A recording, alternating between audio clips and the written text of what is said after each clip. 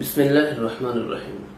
প্রিয় দর্শক, স্বপ্ন সম্পর্কে কিছু বিষয় আপনাদের অবশ্যই জানা উচিত। কোরআন মাজিদ সম্পর্কে স্বপ্ন দেখলে কি হতে পারে, কোরআন মাজিদ কিভাবে স্বপ্ন দেখলে তার ব্যাখ্যা ও তাবির কি হতে পারে।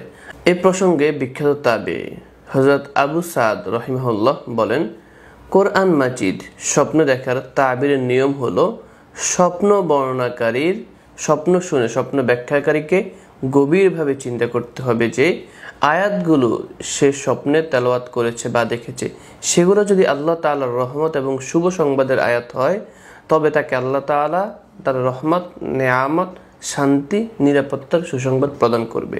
আর যদি আয়াতগুলো শাস্তি ও আযাবের হয়, তবে তাকে ওই সমস্ত পাপসমূহ পরিত্যাগ করার পরামর্শ দিবে যেগুলো আয়াত উল্লেখ রয়েছে বা সেগুলো করার সে সংকল্প করেছে, অন্যথায় তাকে পরিণাম ফল সম্পর্কে সতর্ক করে দিবে। কোরআন মাজিদ স্বপ্ন দেখার বিষয়ে বা স্বপ্ন দেখলে বিখ্যাত তাবির এই বক্তব্যটি আমাদের জন্য হেল্পস্বরূপ হবে ইনশাআল্লাহ। তো কোরআন মাজিদ সম্পর্কে আমাদের কাছে অনেকগুলো প্রশ্ন আছে, আমরা ব্যক্তির নাম উল্লেখ করছি না, স্বপ্নের ব্যাখ্যা একের পর এক বলে দিচ্ছি। যার যে স্বপ্ন আপনারা সেটার সাথে মিলিয়ে নেবেন, আশা করি উপকৃত হবেন ইনশাআল্লাহ। তো চলুন আর কথা কল্পনা বাড়িয়ে মূল আলোচনায় চলে যাওয়া যাক। কেউ যদি স্বপ্নে কোরআন মাজিদ উচ্চ স্বরে পড়তে দেখে, তবে স্বপ্নদ্রষ্টা ব্যক্তি আমানত আদায়কারী হবে এবং দিনের উপরে স্থির থাকবে, সৎ কাজে আদেশ দিবে এবং অসৎ কাজে মানুষদেরকে নিষেধ করবে। খুবই ভালো স্বপ্ন। এরপর কেউ যদি কোরআন মাজিদ দেখে পড়তে দেখে, সে যদি কোরআন মাজিদ দেখে দেখে পড়ছে, স্বপ্ন যদি এমন হয়, তবে এই স্বপ্নের ব্যাখ্যা বা তাবির হলো ব্যক্তি হিকমত, তথ্য বা ওহির জ্ঞান, ইজ্জত, মান সম্মান, সুখ্যাতি লাভ করবে। কোরআন মাজিদ স্বপ্ন দেখার ব্যাখ্যা সাধারণত হিকমত হয়ে থাকে। এরপর কেউ যদি কোরআন মাজিদ বিক্রি করতে দেখে, স্বপ্নে দেখলো যে ব্যক্তি কোরআন মাজিদ বিক্রি করছে, তবে এই স্বপ্নের ব্যাখ্যা বা তাবির হলো সে অশ্লীল কাজ করবে, সে খারাপ কাজে লিপ্ত হয়ে যাবে। কেউ যদি স্বপ্ন দেখে যে ব্যক্তি কোরআন মাজিদে কোরআন শরীফে আগুন লাগিয়ে দিচ্ছে, তবে এই স্বপ্নের ব্যাখ্যা বা তাবির হলো ব্যক্তির দিন, ঈমান সব নষ্ট হয়ে যাবে। এরপর কেউ যদি তার হাতে কোরআন মাজিদ বা কিতাব রয়েছে, সেটা সে স্বপ্ন দেখলো, কিন্তু খোলার পরে দেখলো ভিতরে কোনো কিছুই লেখা নেই, কোনো অক্ষর সে দেখতে পেল না, তবে এই স্বপ্নের ব্যাখ্যা বা তাবির হলো তার প্রকাশ্য তার অভ্যন্তরের বিপরীত রয়েছে। এরপর কেউ যদি স্বপ্নে কোরআন শরীফের পৃষ্ঠা খেতে দেখে, তবে এই স্বপ্নের ব্যাখ্যা বা তাবির হলো সে পারিশ্রমিকের বিনিময়ে কোরআন মাজিদ লিখবে। এরপর কেউ যদি কোরআন মাজিদ চুম্বন করতে দেখে, স্বপ্নে দেখলো যে ব্যক্তি কোরআন শরীফে চুম্বন করছে, স্বপ্নের ব্যাখ্যা বা তাবির হলো সে ফরজ ওয়াজিব আদায় করতে কোনো ভুল করবে না, তথা ব্যক্তি নেককার হওয়ার সম্ভাবনা আছে। এরপর কেউ যদি ঝিনুক বা মাটির পাত্রে কোরআন শরীফ লিখতে দেখে, তবে এই স্বপ্নের ব্যাখ্যা বা তাবির হলো সে কোরআন শরীফে মন গড়া নিজের রায়, নিজের যুক্তি ব্যয় করবে কোরআন শরীফের ব্যাপারে, নাউজুবিল্লাহ। এরপর কেউ যদি কোরআন শরীফ লিখতে দেখে, স্বপ্নে দেখলো ব্যক্তি কোরআন শরীফ লিখছে, তবে এই স্বপ্নের ব্যাখ্যা বা তাবির হলো সে আত্মবিশ্বাসী ও ধর্মত্যাগী হবে, নাস্তিক হয়ে যাওয়ার আশঙ্কা আছে। এই প্রসঙ্গে হযরত হাসান বসরি রাহিমাহুল্লাহ তিনি লেখেন, হযরত হাসান বসরি রাহিমাহুল্লাহ নিজেকে চাদরে কোরআন মাজিদ লিখতে দেখলেন এবং হযরত ইবনে শিরিন রাহিমাহুল্লাহর নিকট স্বপ্নের বর্ণনা করলেন। তিনি বললেন, সাবধান, নিজের রায় বা যুক্তি দিয়ে কোরআনের তাফসীর ব্যাখ্যা করো না, কেননা তোমার স্বপ্ন তাই ইঙ্গিত রয়েছে। এরপর কেউ যদি বিবস্ত্র অবস্থায় কোরআন মাজিদ পড়তে দেখে, তবে এই স্বপ্নের ব্যাখ্যা বা তাবির হলো সে নফস ও খায়েশের পূজারী হয়ে যাবে, সে নফসের পূজারী হয়ে যাবে। এরপর কেউ যদি কোরআন মাজিদকে বালিশ বানাতে দেখে, যে কোরআন মাজিদ সে মাথার নিচে দিয়ে ঘুমালো বা শুইলো বালিশের মতো করে, তবে এই স্বপ্নের ব্যাখ্যা বা তাবির হলো সে কোরআনে যা কিছু আছে জানে, তার উপর আমল করছে না। কোরআনের যা কিছু আছে সে কি করছে, সেই জ্ঞান অর্জন করেছে কিন্তু সে আমল করছে না। কেউ যদি কোরআন মাজিদ মুখস্থ করতে দেখে, কিন্তু এর আগে সে কোরআন মুখস্থ করে নাই, তবে এই স্বপ্নের ব্যাখ্যা বা তাবির হলো ব্যক্তি ক্ষমতা লাভ করবে, রাজত্ব লাভ করবে।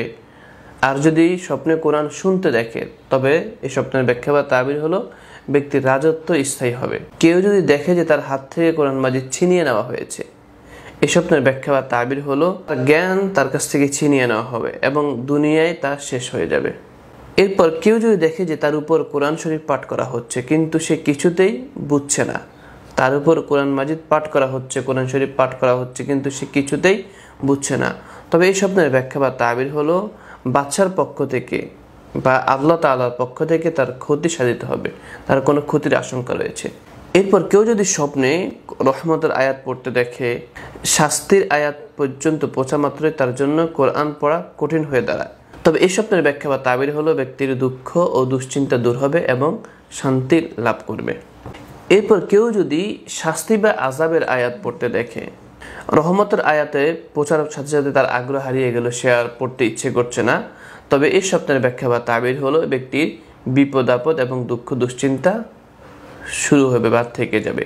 এরপর কেউ যদি কোরআন শরীফ পড়তে পড়তে খতম করতে দেখে, স্বপ্নে দেখলো কোরআন পড়তে পড়তে সে খতম করে ফেলছে, তবে এই স্বপ্নের ব্যাখ্যা বা তাবির হলো তার উদ্দেশ্য সফল হবে এবং সে অধিক কল্যাণ লাভ করবে। এ প্রসঙ্গে একটি ঘটনা বর্ণিত আছে। একজন মহিলা স্বপ্ন দেখলো তার কোলে একখানা কোরআন শরীফ রয়েছে এবং সে তা পড়ছে, আর 2টি মুরগির বাচ্চা আসিয়া সমস্ত লেখাগুলোকে কুড়াইয়া খেয়ে ফেলেছে। ইমাম ইবনে সিরিন রাহিমাহুল্লাহর কাছে যখন এই স্বপ্ন বর্ণনা করা হলো, তখন তিনি বললেন, শীঘ্রই তুমি 2টি সন্তানের মা হবে, 2টি সন্তান জন্ম দিবে এবং তারা কোরআন শরীফ মুখস্থ করবে, তারা হাফেজ হবে। সুবহানাল্লাহ। পরবর্তী দেখা গেল সেটাই হলো।